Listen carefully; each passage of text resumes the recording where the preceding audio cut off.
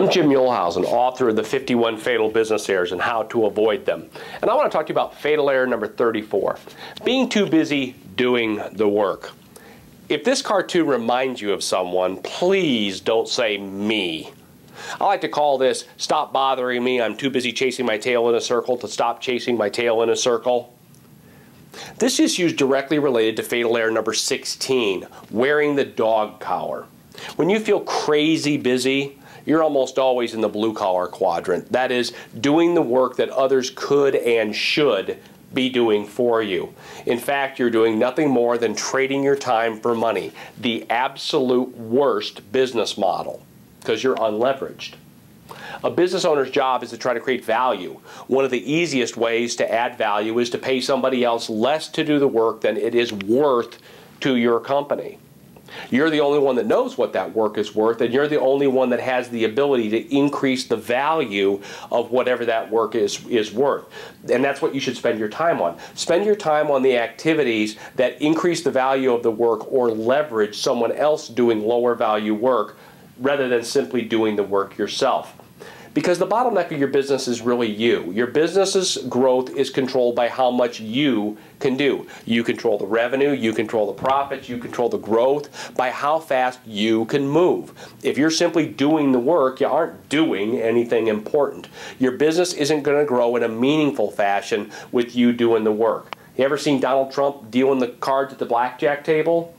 It's important, but it's not important enough for him to do himself. I encourage you to monitor how you actually spend your time for a week or two. Categorize it, to actually create a time log, and if you're only doing activities that keep things going, you're selling yourself short. As the CEO, your responsibility is the big stuff, not the stuff that just keeps it going. And if we eat up your calendar on all that little stuff, you're not going to have the time or the energy or the hours to do the things that move your business forward. I want to make you a little bet.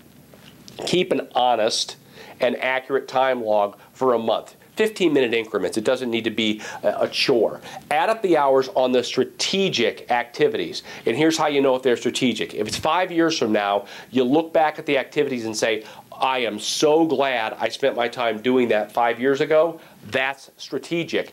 If you can't say that, then it's just work. Now here's the bet.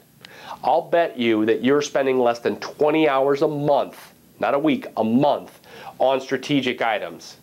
Okay, I was going to say 10 hours, but I'm going to give you a rope and I'm going to say 20.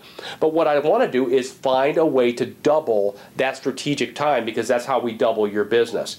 Here's a little secret that I've discovered. Block out time for the big stuff. Get out of the office. Just leave. Because when I put the strategic work on the when I get around to it plan, what happens is we never get around to it. It always takes the last thing, because that strategic stuff never screams at you. The urgent stuff is screaming at you, but the strategic stuff just kind of quietly sits there in the corner until you get around to it, and I don't want it to be 5 years before we get around to doing the strategic.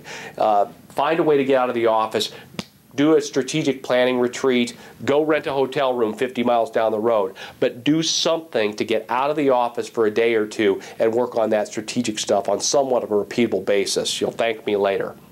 I hope you've enjoyed this error. I'll look forward to speaking to you on the next one.